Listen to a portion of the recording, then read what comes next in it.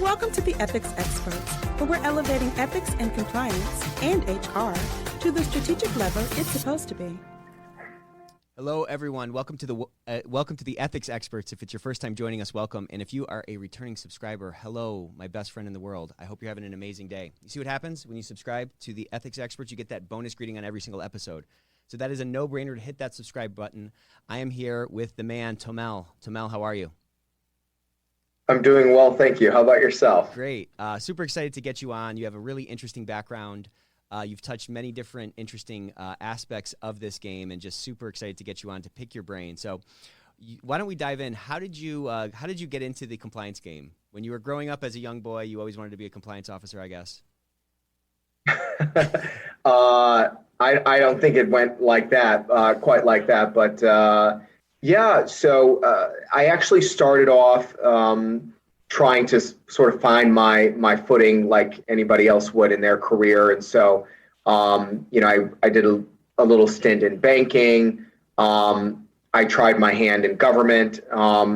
My sort of claim to fame in government was that I worked with Barack Obama, or the then Senator Barack Obama, when he was running for president for the first time in '08. So I tried, a couple of things, and then, that was all in the States. And now I'm located in Dubai. And at that time, in '08, this was during the financial crisis. So America didn't have a lot of jobs, as you can imagine. So I had to expand my sort of search for employment. I think I must have applied to like something outrageous, like 400 or 500 jobs at the time. All of like 5 or just a small handful actually replied to me. I mean, that's how bad things were. And one of them was an opportunity in Dubai. So it was actually to do with financial analytical work. And so I ended up leveraging my time in banking doing that. And then that role sort of evolved into a internal controller role. So it went from, just analyzing the financial aspects of the business to kind of analyzing every aspect of the business. And then I realized I really liked it. It was something that I thought I was good at. I really enjoyed working with people in all departments. And so after I moved to internal control, I just stayed in compliance for the rest of my career. And almost 15 years later, I'm still here. Imagine that. Who knew? Who would have thought? Who knew? When you were applying to all those jobs, who would have, I'm sure you would have never imagined that you would have spent the next 15 plus years on the other side of the world. What was that like? Absolutely. What was that like applying to that many jobs? I was talking to somebody over the weekend, and they were just talking about how broken the job search process is and how frustrating it can be, particularly when the job market is in like total disarray. Where did that tenacity come from in you to keep kind of going and not give up on, in spite of those difficulties that you must have been facing? Well, hunger, you have to eat food. Okay, right. You have to eat food to survive. So that's probably the biggest motivating factor. At that time, I was freshly out of university. So, you have to, and I graduated from Stanford University. And so unfortunately, you have this premier, you have this premier degree, right, and then you're in the unattractive position of being the unfortunate one who has absolutely no job after spending hundreds and thousands of dollars on this premier degree. Right. So I was really in quite an unfortunate situation because I graduated with no role. And so there was at the time, I remember feeling a great deal of shame, personal shame. How could I go to Stanford and then be unemployed? But you just keep at it, and that's what I did. and this role popped up, and I figured, I had no personal connection to the Middle East prior to that. I'm from Chicago, born and raised, so I had never traveled to Dubai. And this is '08, so this is coming off the back of the Bush years and the Iraq War and the axis of evil, and Iran is 80 miles from Dubai. So I was certainly extremely afraid. I won't kid you, because I packed 2 suitcases. I hopped on a plane that took 16 hours to get there. And then I showed up all by myself in the middle of the desert and God knows where. And yes, so this is a long-winded way of saying no. I would have never imagined myself 14 years later being here, but it's proven to be a really incredibly vibrant place, and particularly in the compliance space as well. What preconceptions or misconceptions did you have about Dubai prior to, going there and living there? What was something that was really surprising about that part of the world that really kind of took you off guard? So I don't know if this is a good or bad thing, but I didn't have any conception of this place because frankly, I hadn't even heard of it prior to that. And I studied international relations at Stanford, so we were learning about remote places like Tatarstan in Russia, really random regions, and exploring the cultural and socioeconomic implications of the regimes there. And so I had thought I had a pretty solid understanding of the international order, but for whatever reason I had never heard of Dubai, so I had no perception of what to expect. And so I just came here open-minded and just kind of landed and said, okay, let's figure this out, and worst case scenario is if I don't like it, I'll head back home. And then I never did. So it seems like you liked it. So it takes a special person first of all to make that, to even apply to that job. And then when you get that nibble on the line to say, okay, I'm going to pack up these 2 suitcases and jump on a 16-hour plane ride to the other side of the world, roll the dice and kind of see what happens. It may have been a mix of both, but where does that sense of like adventure come from in you? I mean, that's a massive adventure that you embarked on. Was it was it just the fact that you were like, hey, I don't have anything else, I need to kind of go and do something? Or was it, it's just a special type of person to be willing to kind of, make that type of a leap? Well, thanks for saying that. I'm not sure I saw myself that way, right? I just think, my family is pretty international. I would say we traveled when I was a young kid, so I had been exposed to the world, throughout my childhood. And I myself am, multiracial and had a sort of multiracial, multinational household. So I would I was probably primed, for those things not to seem alarming in any sense. But, granted, it was a pretty big roll of the dice, I will admit, and I don't know, something just compelled me, I would say. I was just compelled. I felt that this was very much the right opportunity for me. And I was really interested just to see what it would be like. And again, I always thought to myself, the worst case scenario is I could just go back home if I didn't like it. So at the end of the day, even the worst case scenario wasn't too bad. Yeah, what you just said there is kind of a commonality I find among people who are willing to roll the dice or are willing to take the leap. A lot of people who aren't willing to take that leap, they think it's really like such a long way down. And what I find common among folks who do take the leap is they're like, well, it's not really that far of a way down. Worst case, boom. The worst case is a safety net, or the worst case is I'm not leaping off the edge of a building. I'm actually just stepping off of a curb, and that allows for a lot more.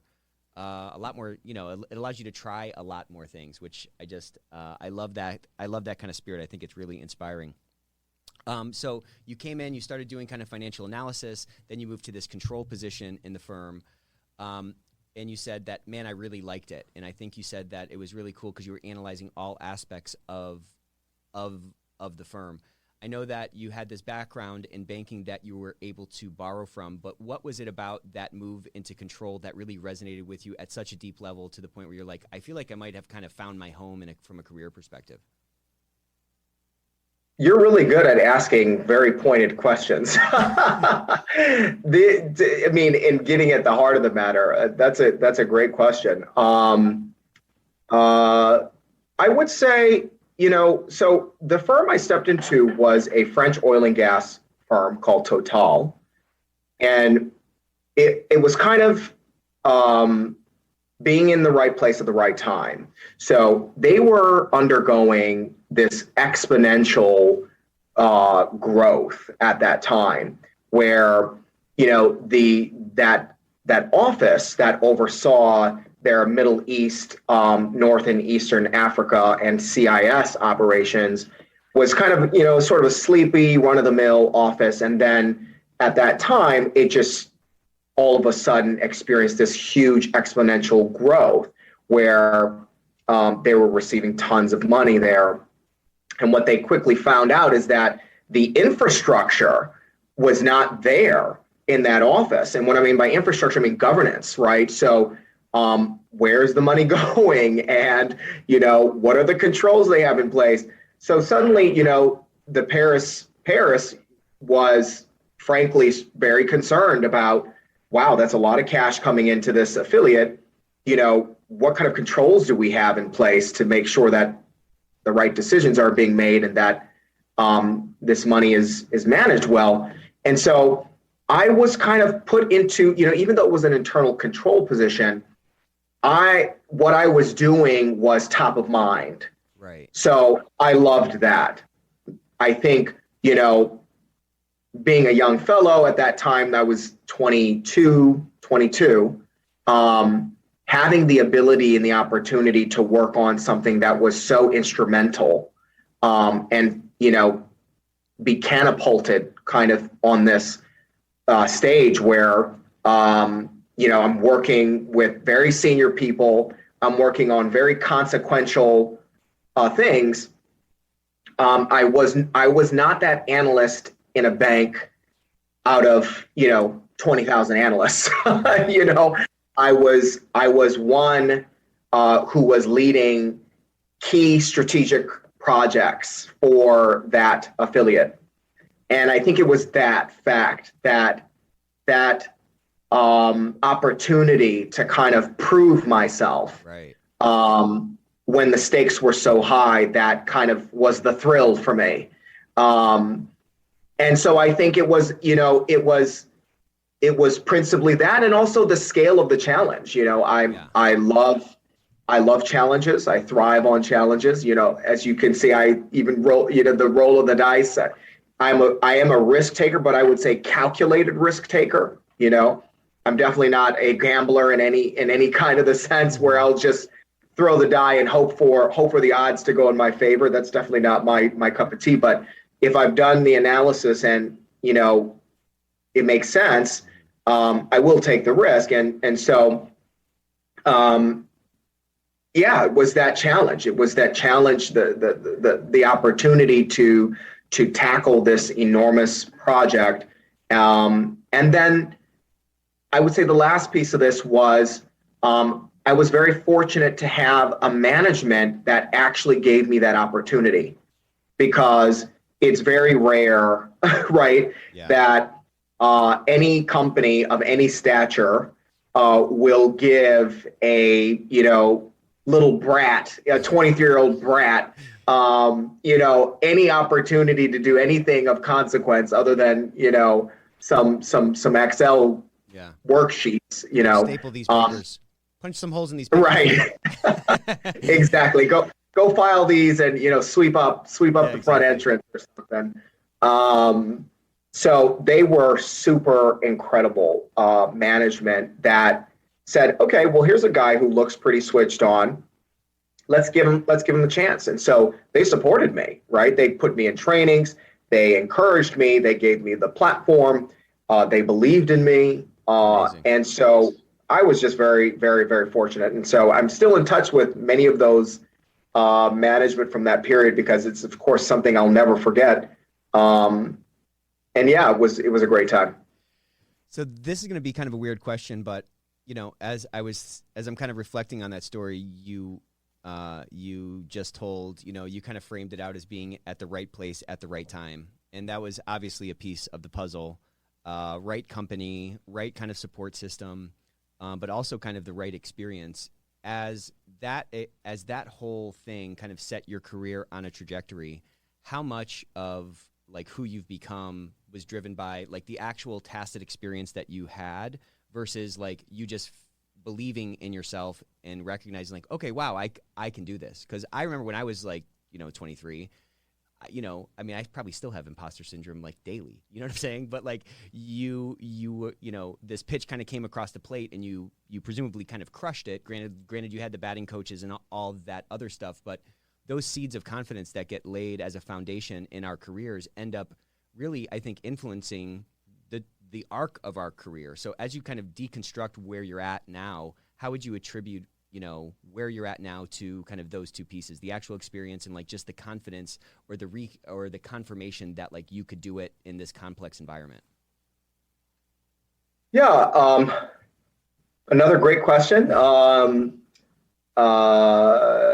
I see why you do this. Yeah, this is great. No, so I think nothing is possible for anybody if they don't believe in themselves, right? I think the departure point is self-belief.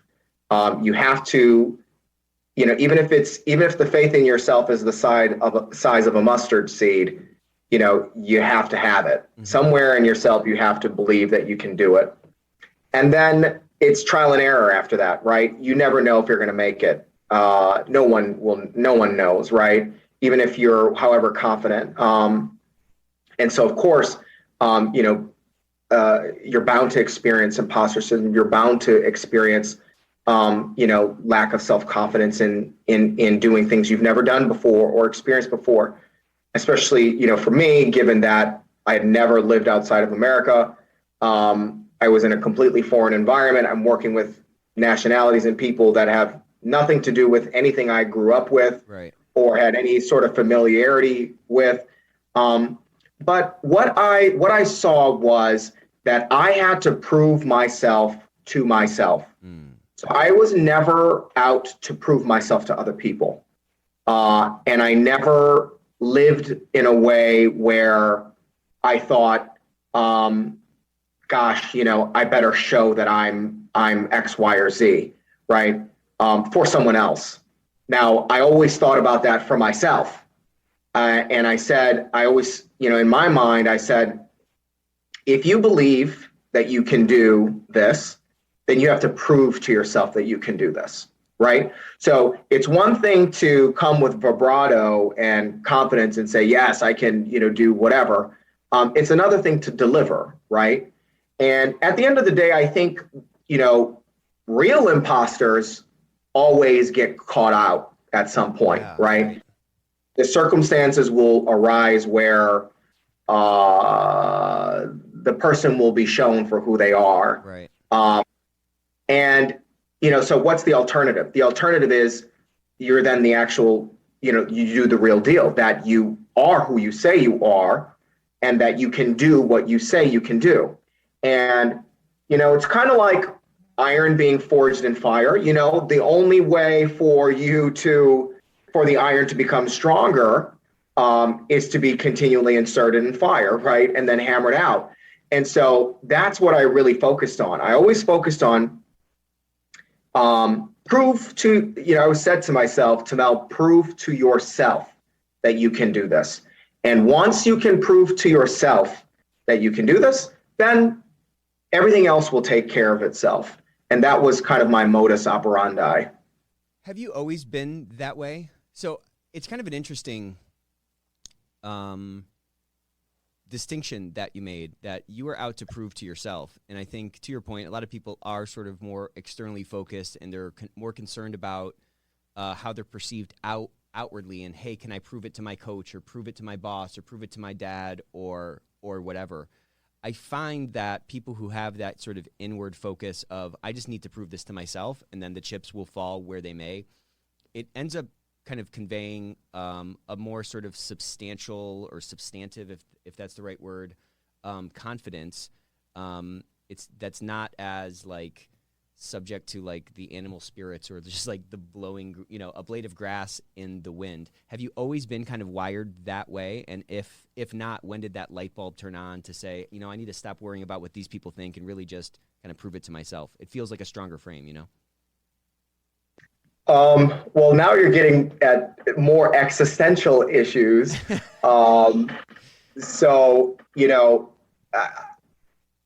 Yes, I've been, inclined that way because of my spiritual sort of exposure and my spiritual sort of consciousness. So, I'm a Buddhist. So that kind of thinking in introspection is intrinsic in Buddhist philosophy. Interesting. But at the same time, I'm a human being, so I'm subject to the same, forces that everybody else is. And, the greatest introspection doesn't mean that you don't have the same doubts and all those things that happen to every other person. But what I would say is that it's not an all or nothing, right? It's not you're entirely focused just on yourself and you care less what happens, to the world. You don't live in a vacuum. You're not in a silo. So of course you care about proving yourself. Of course you understand that you have a reputation and that reputation matters and that you're conscious of how you are perceived and things of that nature. But if you are driven by that, or if that becomes your sole focus or even more than 50% of your focus, then it becomes what you say what you've alluded to in your example. You become a blade of grass in the wind where you're blown by everything because you cannot control people's perception of you. You can't control anything.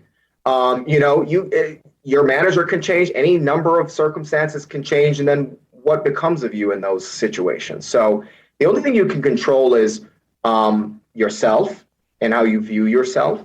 And so becoming a master of yourself is the only way to assure your own success. Because everything else is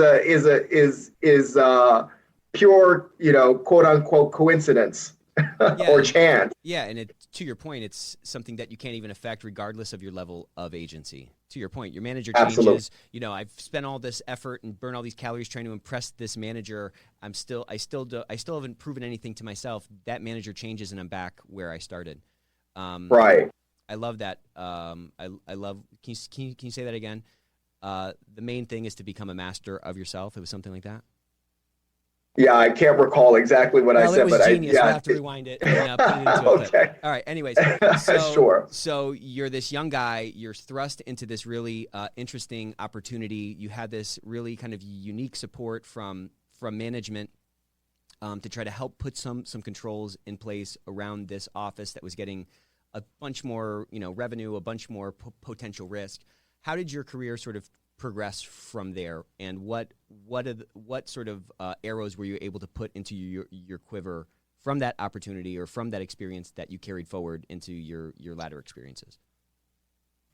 Yeah, so once I had made the determination that kind of what I was good at aligned at what I was doing, Mm-hmm. right? So I was very fortunate that I sort of had the skill set that aligned with the skill set requirement of this role, which is internal control. That I climbed up the ladder like everybody and got promoted to bigger roles, and I ultimately left that company being the head of corporate governance. And at that time, I had internal audit reporting to me. I had enterprise risk management reporting to me.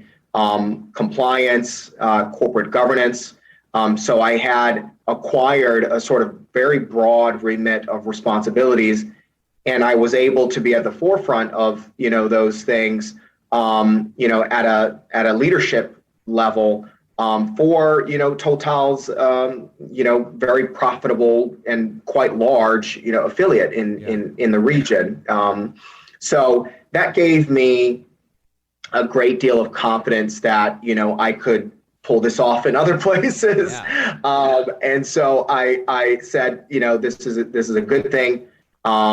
And I wanted to continue. And I've always also been, interested in government. So I decided that if I wasn't going to go back into government in the States, I would at least try to do government here. So that was the reasoning behind my subsequent move to Emirates National Oil Company, which is a state-owned enterprise. And, that in of itself is sort of a long story about Bill Finger's journey with the DPA. But I was the regional compliance manager for MENAT, and I was the first one ever in the country, in the company's 50-year history to be deployed there in the region. And of course, I was there under the monitorship, in the DPA, in the throes of it, at the height of its DPA. And it actually was an EDPA, it was an extended DPA. So I joined during the extension of the DPA because Bill Finger was not able to get out of the initial 3-year DPA. So I've heard that a DPA is it's you just learn so much in it. It's a critical. I mean, if you can come out the other end of it, I guess it can really teach you a lot. Did you find that to be the case with your own career and your own experience? Yeah, it kind of goes back to what we were saying earlier.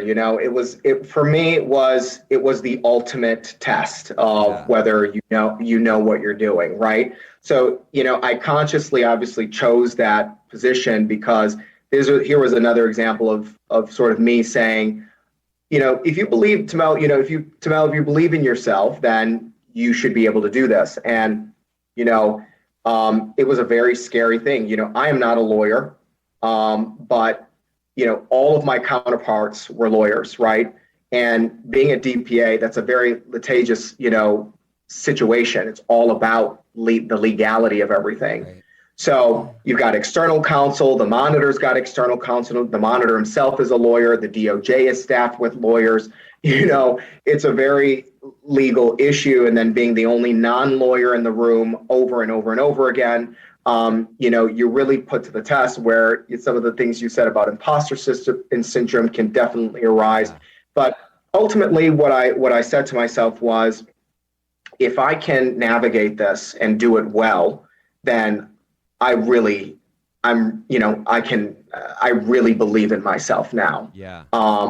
And so, I had to bust my tail. It just worked.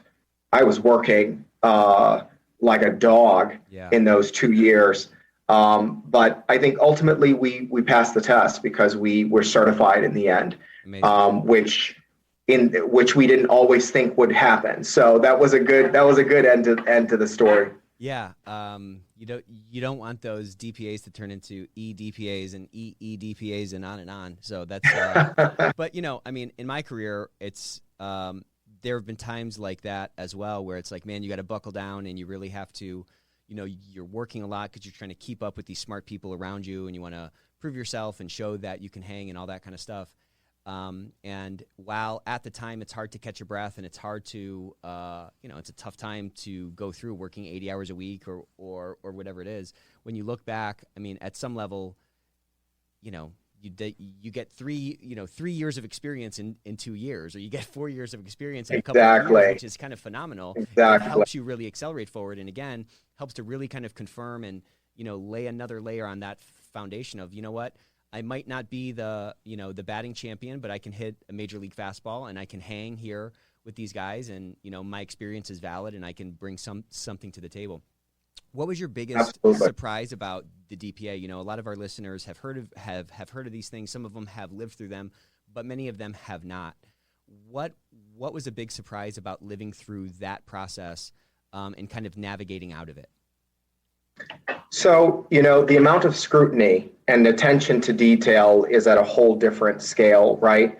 Because what you're doing becomes part of a record which supports either the release of the DPA or the continuation of the DPA, right? So everything you're doing is on record, and especially as an American, even when you're giving testimony in with monitor interviews, that testimony, you can be perjured if you lie. Yeah. or misrepresent, right? So it's a very, very serious situation, and it's nothing to play with. So I always encourage compliance professionals who are serious about a career in compliance that a DPA is an absolute must, because that's like the boxer finally stepping into the boxing ring. You can punch a bag and spar all you want, but until you're in that ring with the opponent, getting punched in the face, and trying to knock the other guy out, you're just never going to be a real boxer. So it is the boxing championship of the compliance world, and if you want to prove your chaps, then you have to pass through that kind of situation for all of the things that I mentioned. And that was what was most surprising to me, is when you'd be in a room talking about your compliance program, and there are 25 people in the room and 24 of them are lawyers, and they're all recording what you did, what you said you did, at what time, and then they want evidence that you did what you said you did. And this includes, then you multiply that by this country, that country, this issue, that issue, and then you're talking about many, many issues that you have to all keep in your head. You have to all be clear, extremely clear about what did and did not transpire, who did and did not do certain things. And, the last thing you want to do is lose your credibility in an environment like that as a compliance professional, because if you misrepresent or or just lie or any other erroneous thing, then there are serious consequences for you. Yeah, I mean, it's kind of a I don't know, it's like a totally high pressure. You can't get out over your skis. You can't be shooting from the hip. You have to be very measured in your words, I imagine. You have to be very dialed in on what you're talking about and stuff like that. It's did you see anybody kind of crack underneath that pressure? No comment. I'll assume that's a yes. Okay. I believe the fifth. There's an offline story we can hear about that, but man, I'm just picturing it. I mean, what a high stakes situation, That analogy about it being a fight is great. And yeah, at some level, we're just in the dojo and we're practicing these moves, but until you take it to the street, you don't know if the moves really work or not. And DPA lets you test if those moves work. So you did that for a couple years. You got about 10 years of experience in two, and then you moved on to where? So now I'm at the group head of compliance, of ethics and compliance for Careem, which is a super app. Which basically is a fancy term that we use to say that you can do many, many things. You can avail many services in one single app, and we are a wholly owned subsidiary of the Uber group. So Uber acquired Careem for $3.1 billion in January of 2020, and that was a real exciting time because I was brought on board right before that acquisition to oversee the compliance related to that acquisition, and then to subsequently, build the compliance program and then manage it. So were you working with the acquirer's lawyers to do, were they doing a bunch of compliance diligence prior to the acquisition, and what was that whole process like? I imagine you had to get up to speed very quickly if you were brought in right before the transaction. Yeah, so I didn't come in at that phase. I came in once the asset purchase agreement, the APA, was actually signed. Oh, cool. So what happened? Diligence was done already. Right, exactly. Yeah. So what I did and what I was focused on was something very cool. Is whenever there's a transaction of that scale, you're talking about billions of dollars. An APA sets forth certain compliance commitments that the acquiree company has to undertake. Mm-hmm. So, the acquiring company, so Uber in this case, wants to ensure that whatever they're purchasing remains what they thought they were purchasing Right. when the deal closes, 7 or 8 months later, right? They don't want to buy one thing and then 8 months later it ends up being, something completely different because of whatever, transpired. And then at the same time, they also want to ensure that the risks that a non-US company, sort of has innately due to its sort of intrinsic operations, do not present any existential legal issues for them once they are one entity. So it's twofold. It's one, ensuring that the company is maintaining certain postures so that its evaluation stays consistent with the initial evaluation, and then the secondary component is bringing the company up to the regulatory standard of a U.S. Corporation, which definitely is more stringent than any foreign company. Yeah, so there was some heavy lifting, presumably, to make that, to raise that up to that level. What were some of the biggest challenges or the biggest learnings or the things that are really kind of imprinted on your mind from a toolbox perspective, from a learnings perspective, after having gone through that process? Well, I would just say, it's always good to have great counsel. It's always good to have lawyers in the room. Yeah.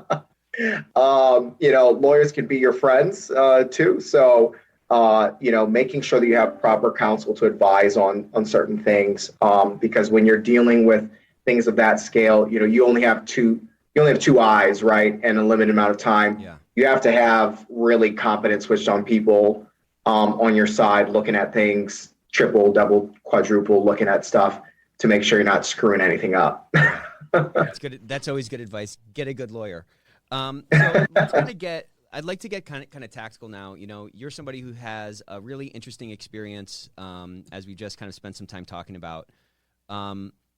When you think over your career, who has been your kind of greatest mentor, and what were the learnings that you took from them that you still carry forward today, that you still share with other folks? Wow. So I think probably my former manager, she was incredibly impressive, brilliant, very pragmatic. This was during the time of the DPA. Yeah. And so, when you're dealing with such a high stakes, high pressure, contentious environment, like you said, you can easily crack, right? Totally. So she was not one that did. And she was, one tough cookie. And I think she really taught me how to manage extremely high pressure, high stakes situation, but to laugh in those situations, and to enjoy what you can while you're in that situation. So to not let it get to you to where it breaks your spirit or breaks your confidence or anything, even if you make mistakes, even if whatever happens, that kind of perseverance on her part. And then just the pure technical skill that she had. She taught me incredibly a lot about the technical side of compliance, which was really fantastic. That's an interesting lesson that you just alluded to there. Because so many times when people answer that question, they talk about something very sort of tactical or some kind of a framework that was really embedded in them, in their minds or something. And you just kind of talked about being able to find the beauty in the chaos, or being able to find, to keep your feet on the ground or on the ocean, or I'm sorry, keep your feet on the ship deck as the ocean undulates below you. It might be the most critical skill, because otherwise you can get chewed up and spit out by these complex processes and these high pressure situations that we find ourselves in from time to time. What do you think is So the thing that's kind of top of mind here that everybody's talking about, we just went to this conference and it was on the tips of everyone's tongue. It was almost in every single breakout session's title is this whole ESG thing.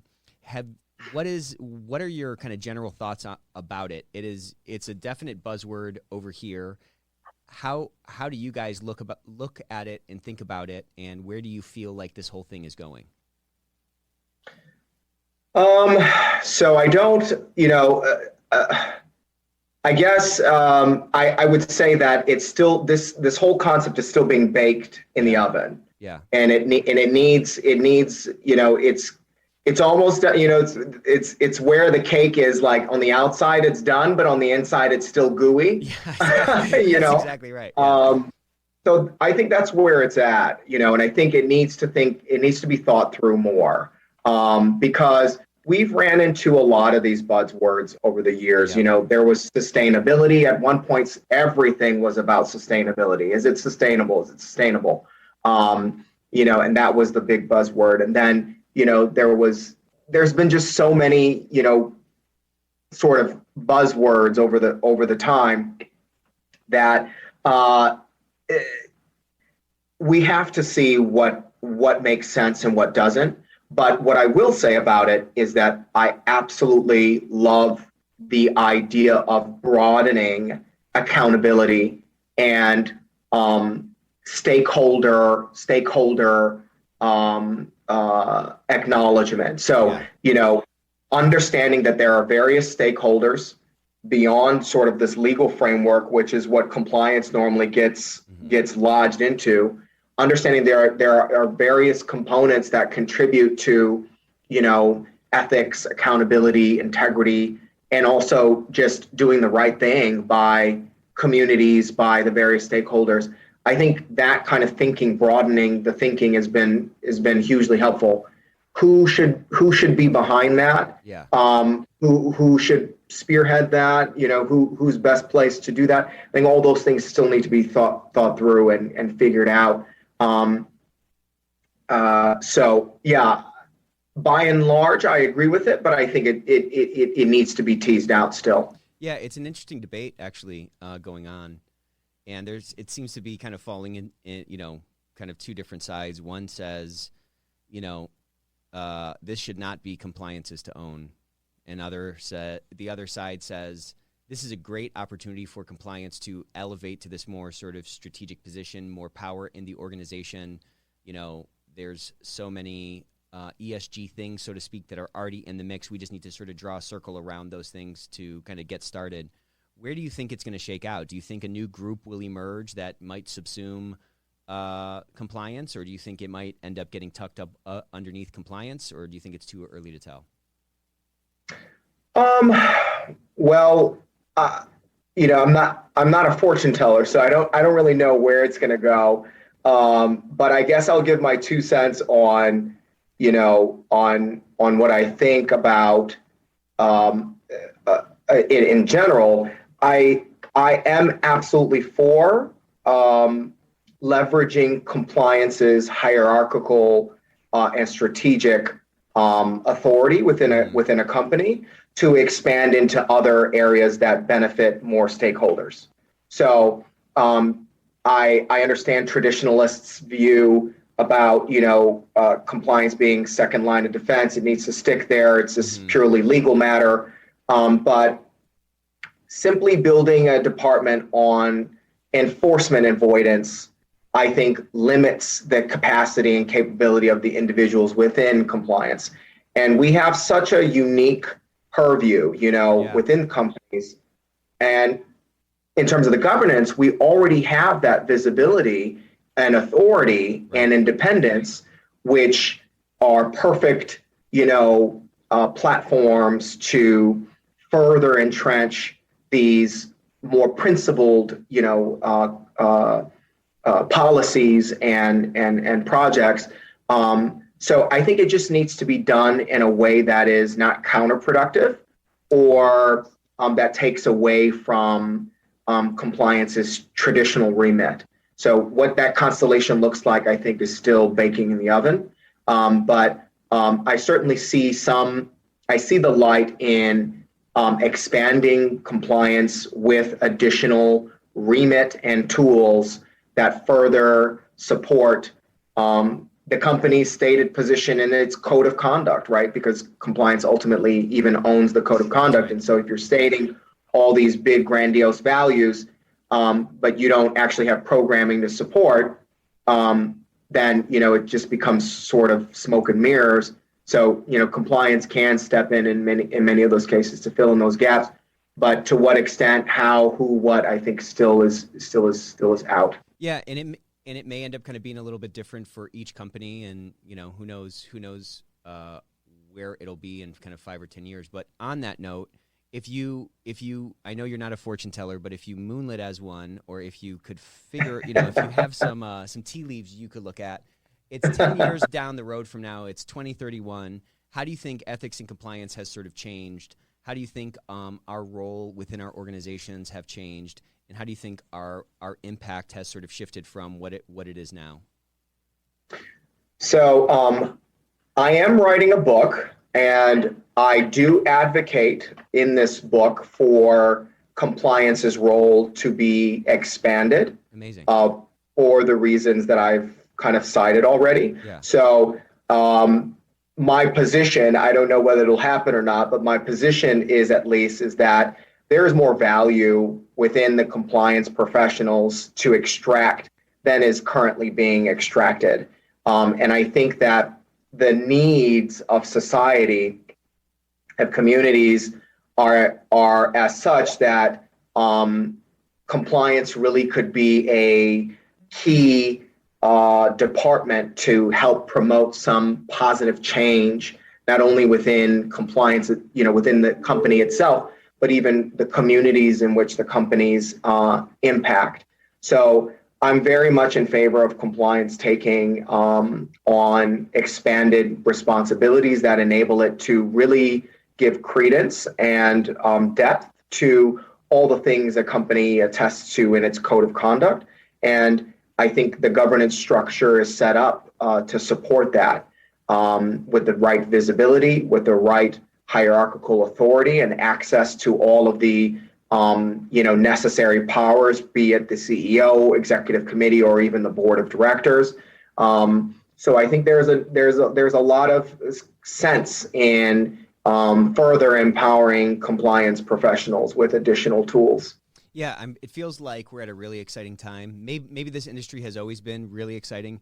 It feels though as if it's more exciting than it's been in the last few years, and the opportunity for us to expand our impact, for us to expand our reach, it feels like it's right within our grasp.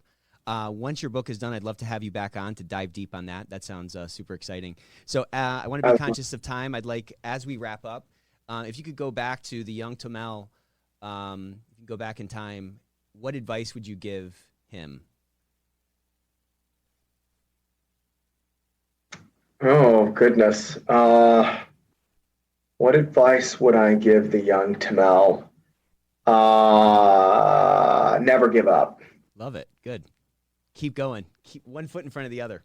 So that's right. Tomell, where can people find you? This has been a great conversation. I really was excited to get you on. This surpassed my, thank you so much for having me on. Even high expectations that I implicitly put on you. Where can people find you? Where can they learn more about you and connect with you? LinkedIn is the best. I have my profile there. I don't have any sort of personal websites or anything of that nature, but LinkedIn is the best. All right. Well, thanks so much for joining us on the Ethics Experts. Until next time.